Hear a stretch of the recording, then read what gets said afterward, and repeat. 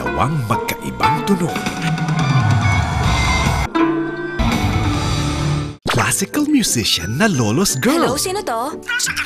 Meets the rakistang heartthrob. Pwede ba kitang maging boyfriend? Hindi pwede. Ayoko kasi sa mga babaeng pangit.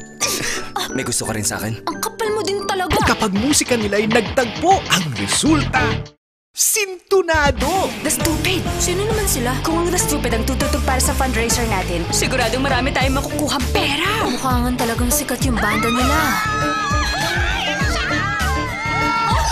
Fundraiser? Sana hindi mo tinanggap. Pero nakapagbayad na sila! The Stupid!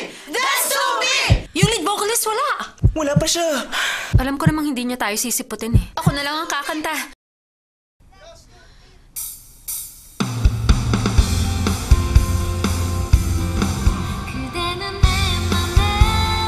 Eto na yung pera niya. Di hamak naman na mas magaling kami kesa sa inyo. Gusto mo ng pustahan? Sige. Ang una magpe-perform ay The Stupid!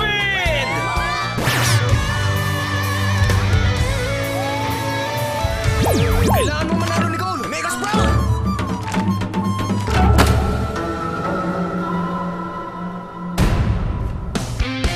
Sa tamang blending, sweet music in the making. Pero parang merong wala sa tono.